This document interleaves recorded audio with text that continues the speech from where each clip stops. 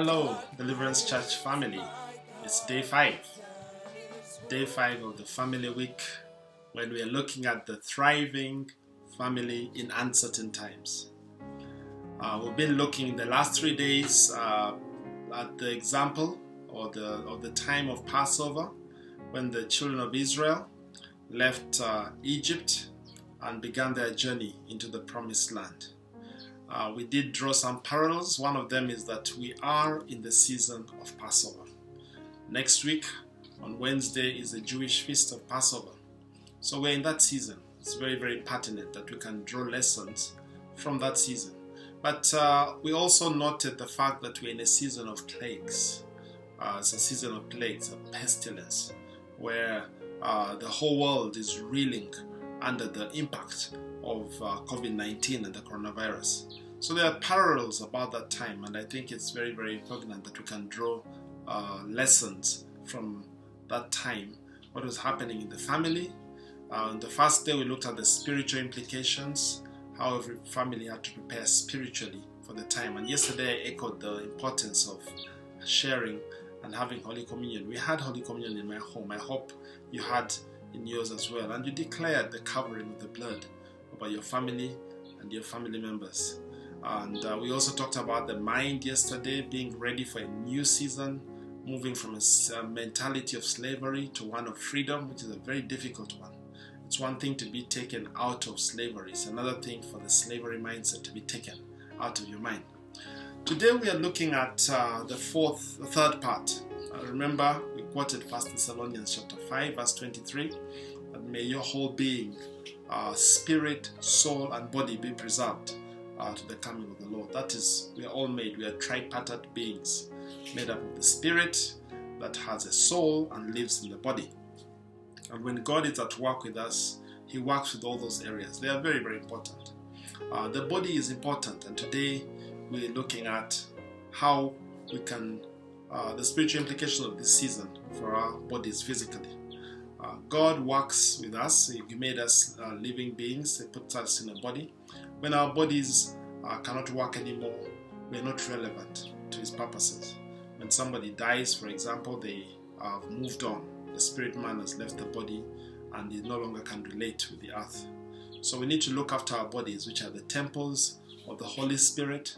When the bodies are okay, they're thriving, then we can do the work of God better. We'll begin today by reading a scripture from Numbers 33, which tells us about their living. And I'd like to read from Numbers 33. It says, "These are the journeys of the children of Israel who went out of the land of Egypt by their armies under the hand of Moses and Aaron." Numbers 33, now reading verse 2.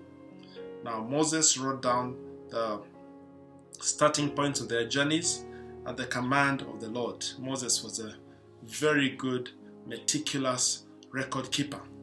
You can imagine living in a time of crisis. One of the challenges I've had in the past few days that it's a time of crisis that I'm being very busy in different ways and just getting time to write down a few things. Moses was very good at keeping records. So he wrote down these records.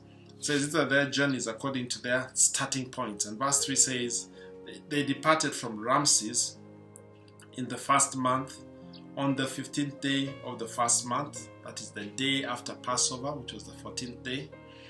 On the day after the Passover, the children of Israel went out with boldness in the sight of all the Egyptians. For the Egyptians were burying all their firstborn, whom the Lord had killed among them, and also on their gods the Lord had executed judgment. This is one of those sins. There are some sins I keep thinking, when we get up on the other side, whether it's through the coming of the Lord or whether we die before that time, there are certain things I want to watch. I'll say, God, just take me back in time. Can I see a video of what happened? This is a very, very powerful sin. On the one hand, you have this very powerful nation that has been brought to its knees. They're all weeping. There are funerals everywhere. I don't know who was going to bury who, because every family was burying somebody. So you can imagine that happening at the same time. There's this mass exodus of people leaving to go to a land they didn't really know. Now, there are 3 main points I want to bring out concerning our physical preparation. These were people who had been slaves, and I doubt that some of them may have walked a lot, but they probably were living near the neighborhoods of where they used to work. A whole new season was coming upon them, and they were going to walk a long distance. We're told the journey, if you took a straight route from Egypt to the promised land, it would have taken 11 days. That is walking non-stop. But God didn't want them to go that way because they were not ready. They had no sense of order. God had to take time to first organize them. And then that's why when they left, they took 47 days to get to Mount Sinai. And they had to camp there for about 2 years. And during those 2 years, God led them through a census. They received laws. They received the 10 Commandments plus all the Levitical laws. And God gave them instructions about the feasts, and the tabernacle was built there. And after that time of reorganization, about 2 years, then they were ready to move on. And so Moses sends out the spies from Kadesh Barnea. So their journey was not like a straight journey from Egypt straight to the Canaan promised land. No, they had to first cross the Red Sea and move to Sinai. But just think about it. This was a mixed group of people. There were ladies there who had just given birth. There must have been babies there. There must have been young children. The whole range, 2-3 million people, because we're told there were only 600,000 men who could go to war. So if each of those was married, then you multiply that number. Then they had children. So you were talking about probably 3 million people. And they now started to walk. You know, if you're not used to walking, walking can become a real big issue. That whole journey, the journey from Goshen to Mount Sinai is, I wrote down the figure, 750 kilometers. 750 kilometers. That's a bit like from here to Nairobi, something like that. And you're going to cover it on foot. It took them 47 days. Now, the point I'm driving here is that in this season, we're at home, and I'm not saying we're going to walk after this season, but we need to pay attention to our bodies being able to exercise. We need to be able to exercise. It's very easy when you're at home to keep in the same place. You know, you wake up late, take breakfast, sit on the couch, watch a TV program, have lunch, take an afternoon nap, and then take afternoon tea, and maybe just walk outside the house and walk back in. You know, there are some things that are going to happen out of this season. I think some people are going to put on weight. If you're not careful, you're going to put on a lot of weight. For families, somebody was saying that 2 things are going to happen. One, we're going to have a baby boom next year. But we may also have divorces taking place. Now, going back to the exercise bit, it's important that we exercise our bodies. Our bodies need to be kept fit. In our normal routine of things, you're walking to work, or if you're driving to work, you're probably getting up and walking around the office and so on. But it's very easy to find yourself not doing a lot of physical exercise, which is not taking very good care of your body. So one of the things we need to be doing, in addition to spiritually engaging ourselves and mentally engaging ourselves, one of the things that I would really encourage all of you to do, if you're not doing it, is to take time for exercise. There are different things that you can do. Yesterday, it was so heartening to look out of my window to the road outside, and I saw lots of people walking, families walking, people jogging before the curfew time. And I haven't been outside my compound the last few days, but since the lockdown. But I've seen photographs of certain parts of the city which are empty. And the thing is, we're not stopped from walking. You can walk. The only thing is that you don't want to be crowding as you walk. Give each other space. But walking is something that you can be doing every day. It's a very simple way of exercising. If you have other exercise gadgets, you can use them as well. But don't allow your body to be in a slump position where you're not doing any kind of exercise. That is very negative for the temple of the Holy Spirit. Now, there are a number of things that exercise does, and I thought I'd take this opportunity to go through them. Number one, exercise helps you to control weight. And this is a dangerous time if you are trying to control your weight, or if you're not even trying. You'll find that if you take your weight now, take your weight. I'll encourage all of you to take your weight right now and check again the day before you start work. If you've not been exercising, you'll not like what you see. You'll think the weighing scale is telling you stories. So it helps us to control weight, and it's important that our bodies are fit. It's important that we maintain a good weight. It's also good for your health that you maintain a good weight. So that's number one. Number two, exercise stimulates the immune system. It stimulates the immune system. So your immune system is activated by exercising. So your body is able to fight. Even now, you know that talking about the crisis we are facing now, the pandemic, it says that 80% of the people who are exposed to the virus will not even know that they exposed to the virus. The immune system will just kick it away.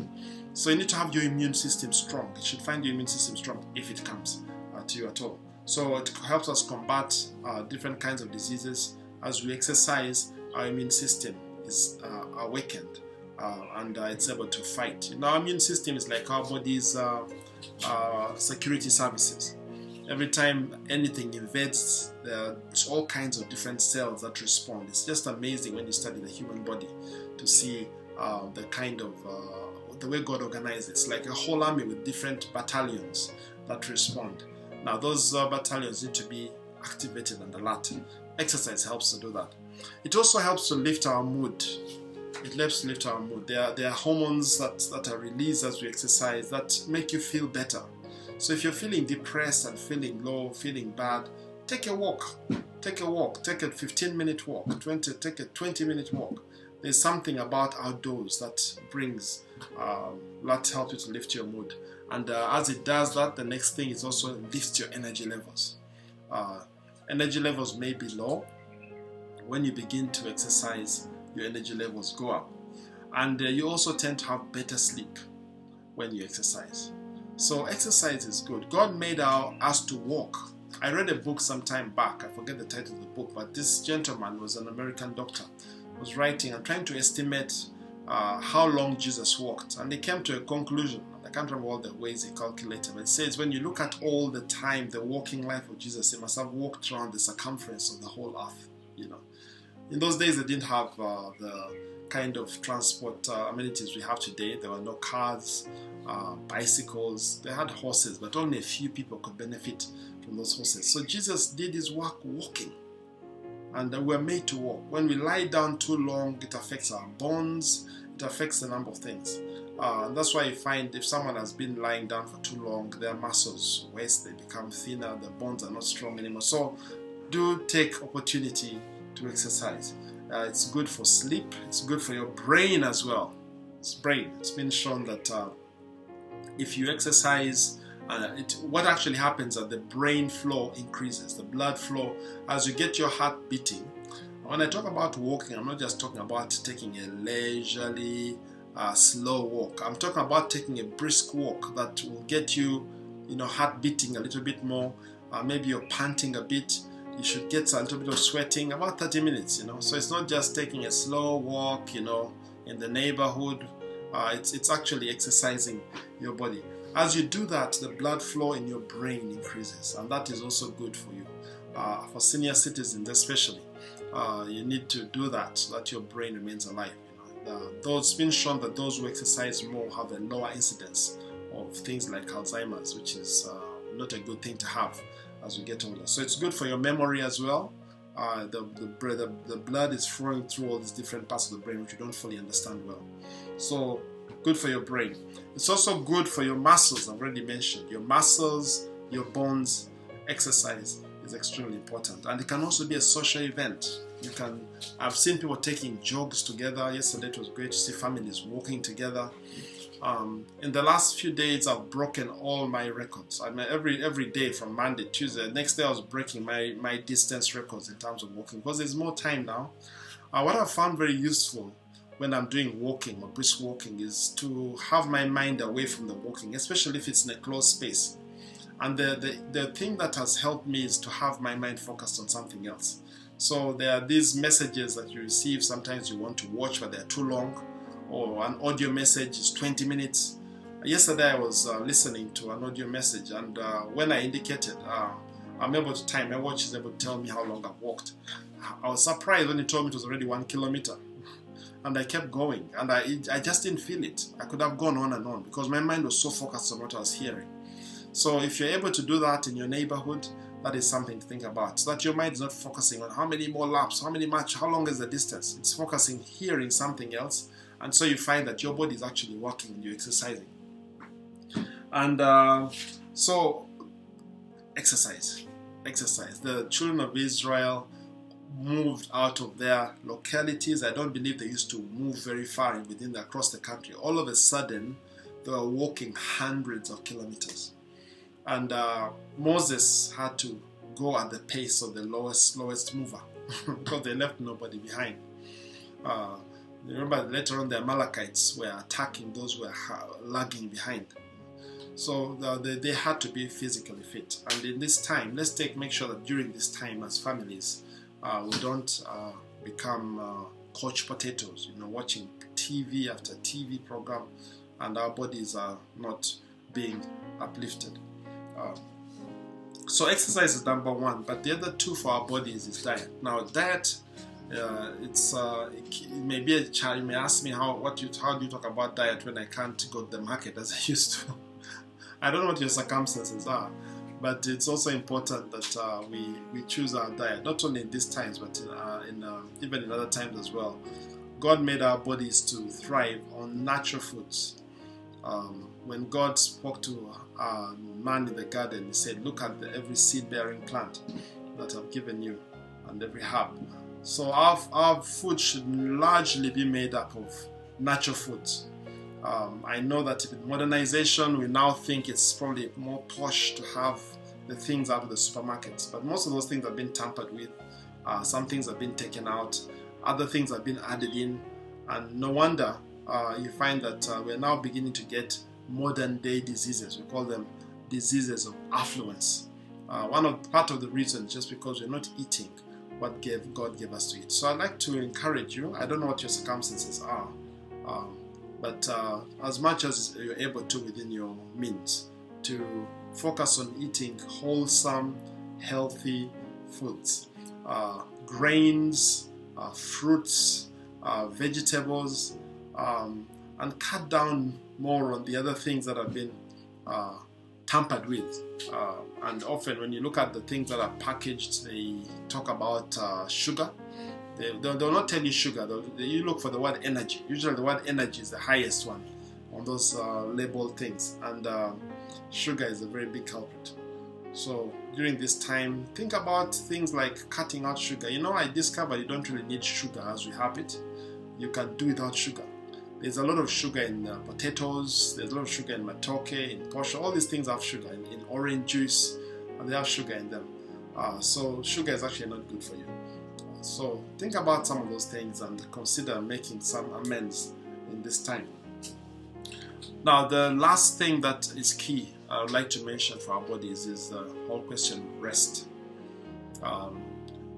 God gave us our bodies an instituted rest.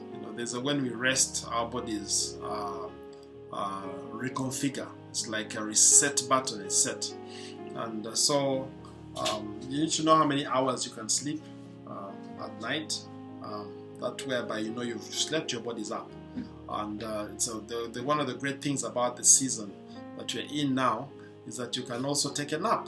Often when I'm working, my work has been very practical. So it's very difficult to sleep, but you can feel when you're yawning, when you're feeling sleepy and your eyes are beginning to drop, you just keep going. One of the great things about this season, when we are locked down at families at home, is that you can actually go and sleep. Yeah, but don't overdo it. Don't overdo it.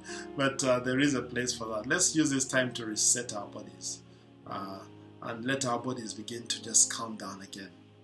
I was intrigued by remember Elijah, the story of Elijah? Elijah had called for a famine which lasted 3.5 years. And then he appears to Ahab, and they gather on Mount Carmel and have this contest where God answers by fire. It's a big revival in the land. Everyone is saying the Lord is God. Then Elijah runs. He outruns the king's horses for a distance of about 17 miles. That's quite a distance. And the king's horses were the best in the land. So this prophet who had been through a lot of stress during that day, supernaturally the hand of God came upon him. And he runs into the city of Jezreel. So then Jezebel, the King Ahab's wife, sends, in our day it would be an SMS. He sends somebody with a message saying, by this time tomorrow, I'll make you like the prophets, my prophets who you killed. So this guy panics and he begins to run. And now he runs and runs, and the story is found in 1 Kings chapter 19. He runs and runs until he collapses. He goes to sleep, and it takes an angel to wake him up. God sends him an angel who gives him food. So he's been doing exercise, forced exercise. He's resting, and the angel gives him food. He eats food and goes back to sleep. The angel wakes him up again and says, you need to eat this because the journey is long. The journey ahead is long. And so he ate again, and he was able to continue, we're told, on that angelic food for 40 days and 40 nights. I hope I remember that correctly. So we see that God, supernatural, because he knew he was dealing with a man, still allowed him rest and allowed him food. And through those two, he was able to reach the destination that where he had an encounter with the Lord. So God is concerned about these things. Let's not put ourselves in a very super spiritual state. God is very, very concerned. Our bodies are his temple. And so we have a responsibility to take good care of our bodies, to make sure that they are fed well, they are rested, they are exercised, and in the generation of our fathers, they probably didn't need to do too much exercise because they used to walk. They would walk long distances, and many of us can remember when we were younger, walking so many taking many long journeys on foot. Today there are too many things around us that make it so easy. Even where we used to walk, now there are borders, so you don't have to walk. Somebody will carry you that distance. If you're you drive to work, you're seated. You get to office, you sit down. You go for a meal, you get up, walk a distance, you sit down. When you're coming back home, you enter your car, you drive, or if you're driving, or if you're taking a taxi, or on a border. Basically, we are not exercising our bodies as much as we need to. So this is a good time. It's a good time to be very deliberate. The time is there. If we are to thrive. I don't know what kind of journey lies ahead, but as I said yesterday, I have a very strong sense that this time of lockdown, which is a global time of lockdown, no church services, nothing happening out there, it's like God is pushing a reset button. There's a new season coming upon the world, and a new season coming upon his body. We just need to always keep that in mind, that whatever the enemy does, God has something which he's doing.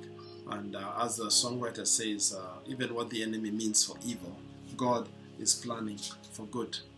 So as we conclude this week, I pray that the Lord will really make this a special time for you, that in the years ahead we'll look back and say, do you remember those days? This is a time when I spiritually made some special connections with the Lord, and a time when I had some mental things that I did, or some things that I learned. It's a time when I began something which has maybe it's a diet regime or exercise regime which has made an impact. We all have those kind of seasons of life which mark a watershed, and there's no doubt that in the physical, what has happened now, wherever it came from, is a watershed moment for the world. It will be a watershed moment for the church, for God's people. It should be a watershed moment for your family, and for you as well as a person, because God is moving us on. He's moving us on to another season, and may God help you to reset individually, to reset with your family, and we look forward to the week that is ahead. It's a week of Passover, and I think it has their strong lessons for us at this time. And we'll be sharing more on Sunday about this season as we spiritually connect with what God is doing and not be among those who are unaware. I bet you among the Israelites, there were some, when Moses first showed up, they just thought, this guy is just going to bring us trouble. So Moses begins to speak, they begin seeing all these plagues, and they say, wow, this God is real, the God of our fathers is real. And then there are others who begin to really understand that, hey, something serious is going on. God has heard our prayer. But I bet there were people, the mixed multitude, who were just carrying along. We are told in the book of Exodus that when they left, a large group of people left with them. So there are those who are just spectators moving around. And later, when things got rough, they're the ones who caused trouble for everybody else. They're the ones who began crying for, the meat in Egypt and the cucumbers, and they forgot all about the trouble they were having. So let's not be spectators in this season. Let not our families be spectators. There is something God is doing. There's something that is going on. I pray that you will be connected as a family, and you will follow whatever instructions God is giving you, and we will be on the cutting edge. Even as a Deliverance Church family, we will be on the cutting edge of what God is doing, what God is saying. God bless you. Have a great family time. May this be a time of great connections, and we look forward to seeing you again. God bless you. Have a great day. Have a great weekend. Every day is like a weekend now, so have a great weekend anyway. God bless you. Bye.